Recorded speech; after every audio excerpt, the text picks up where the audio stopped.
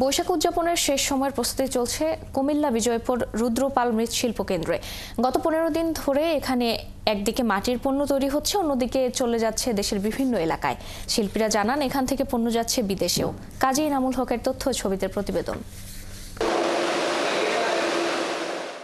1961 সালে আশুতোষ চক্রবর্তী, রতন চক্রবর্তী ও অতুল চক্রবর্তী সহ গঠন করেন রুদ্রপাল, যাদের কাজ ছিল মৃৎশিল্পীদের সংগঠিত করে মাটির বিভিন্ন জিনিসপত্রের মান উন্নয়ন করা। এরপর একে একে বিজয়পুরের 7টি গ্রামে ছড়িয়ে পড়ে এই কাজ। এখন প্রায় 2000 পরিবার মাটির তৈরি জিনিসের উপর প্রত্যক্ষ ও পরোক্ষভাবে নির্ভরশীল। মৃৎশিল্পীরা বিভিন্ন জলাভূমি থেকে সংগৃহীত এঁটেল মাটি দিয়ে জিনিসপত্র তৈরি করেন। ছেলেরা তো কাজ করছেনই, পাশাপাশি 600 নারী শ্রমিক এখানে দিনরাত কাজ করেন। এখানে প্রতি মাসে 40 থেকে 50 ধরনের 3 থেকে 4 লাখ পণ্য উৎপাদন হয়। এর মধ্যে উল্লেখযোগ্য পণ্য টালি, মেটাল ফুলদানি, টব, ওয়াল প্লেট, ফ্লাওয়ার ভাজ, অ্যাস্ট্রে ইত্যাদি। শিল্পীরা জানান তারা নিজেরা সরাসরি পণ্য রপ্তানি করতে পারছেন না, বায়ারের মাধ্যমে তা রপ্তানি করতে হচ্ছে। এখনকার শুধু ঐতিহ্য ধরে রাখার ধরনের কিছু লোক রাখছে, যে পুরান পদ্ধতিতে লসের মাধ্যমে লোক রাখছে। রোদ দেওয়ার পরে এরপরে আমরা ফৈন্য দেব, ফৈন্য দেওয়ানোর পরে তো এরপরে হেরা বিক্রি করবো বাইরে হইলে। বেতনটা বেশি হইলে অনেক লোক আসতো করতো। তো এখানে বিজয়পুরের প্রোডাক্ট তো খুব অন্যরকম সৌন্দর্য, তো আমরা এখান থেকে প্রায় সময় কিনে নিয়ে যাই। এখানে এখান থেকে সারা বাংলাদেশেও যায় এবং বাইরেও যায়, বিদেশেও যায়। তো এখানে আমরা প্রায় সময় এসে কিনে নিয়ে যাই পছন্দ মতো। বছরের অন্য যে কোনো সময়ের তুলনায় বৈশাখের আগে আরো বেশি কর্মমুখর ও ব্যস্ত হয় রুদ্রপাল। এবারও তার ব্যতিক্রম হয়নি। বাঙালি জাতির কুমার সম্প্রদায়ের যে মৃৎশিল্পীরা, বাংলাদেশের যে মৃৎশিল্পীরা বিভিন্ন জায়গায় আছে, তারা বিভিন্ন সময় আমাদের এখানে এসে প্রশিক্ষণ নিয়ে যায়। তো আমাদের এই শিল্পটাকে বাঁচিয়ে রাখতে হলে আসলে এই আমরা যদি গ্যাস না পাই, তাহলে আমাদের লাকড়ি খড়ি দিয়ে ওইভাবে আমাদের নান্দনিক কর্মগুলো আমরা ফুটিয়ে তুলতে পারবো না। মাত্র 150 টাকা মূলধন নিয়ে শুরু হয়েছিল যে প্রতিষ্ঠানের পথ চলা, আজ সেই প্রতিষ্ঠান বহু মানুষের জীবন চলার প্রাণকেন্দ্র। নূর তাজমিন নীর, 71। বৈশাখ উদযাপনের শেষ সময়ের প্রস্তুতি চলছে কুমিল্লার বিজয়পুর রুদ্রপাল মৃৎশিল্প কেন্দ্রে। এ বিষয়ে বিস্তারিত জানাতে আমাদের সাথে সরাসরি যুক্ত হচ্ছেন সহকর্মী ইনামুল হক।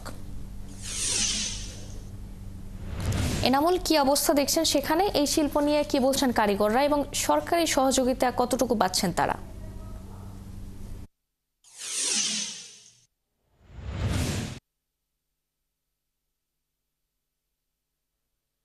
এখনো হচ্ছে পয়লা বৈশাখ, বাঙালির যে ঐতিহ্য, সেই ঐতিহ্যকে লালন করে এই মৃৎশিল্পটি 1960 সালে যে প্রতিষ্ঠিত মৃৎশিল্পটি এখন প্রায় 245 জন সেখানে কাজ করছে।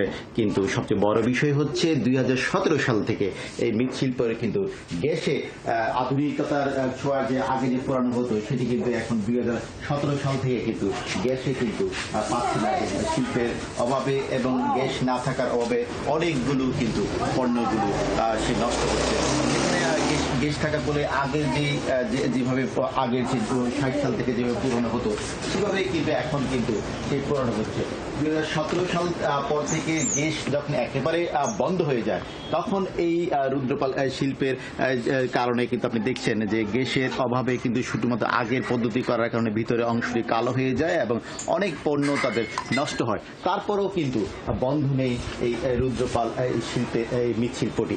এই মৃৎশিল্প সেখানে এই কুমিল্লা থেকে প্রায় 13টি দেশে কিন্তু যাচ্ছে। সেখানে নান্দনিক ছোঁয়ার মধ্যে পোড়াম মাটিকে নান্দনিক রূপ দিয়ে সেখানে কাজ করছেন এখানকার কারিগররা। নিপুণ কারুকার্যে এই বাংলাদেশের নাম তারা উজ্জ্বল করছেন এবং বৈদেশিক মুদ্রা অর্জন করছেন। 13টি দেশে কিন্তু এই মৃৎশিল্পের কাজগুলো কিন্তু ছড়িয়ে পড়ছে। এই কার্যক্রম কিন্তু আরো ছড়িয়ে দেওয়া যেতে পারে। শুধুমাত্র তারা বলছেন যে গ্যাস যদি থাকতো তাহলে কিন্তু শিল্পটি আরো বেশি প্রসার করতো না। আগের অনেক সেখানে পণ্যগুলো নষ্ট হচ্ছে এবং খানিকটা তাদেরকে ব্যাক পেতে হচ্ছে। এই শিল্পটিকে আরো বেশি বহিঃপ্রকাশ ছড়িয়ে দেওয়া যেতে পারে এবং সেখানে যদি সরকারের পৃষ্ঠপোষকতা থাকে তাহলে কিন্তু এই শিল্পের কিন্তু প্রসার ঘটবে বলে তারা কিন্তু বলছেন। এবং এই শিল্পে আপনাকে একটি বিষয় জানিয়ে রাখি, সেটি হচ্ছে মাত্র 7 জন দিয়ে শুরু হয়েছিল তার যাত্রা। 1960 সালে এই যাত্রা শুরু হয় এবং সেইখানে এই এলাকার বিজয়পুর, বারপাড়া এবং দুর্গাপুর এই 7টি গ্রামের সেই নারী এবং পুরুষেরা মিলে কিন্তু এই শিল্পটি প্রথম শুরু করে।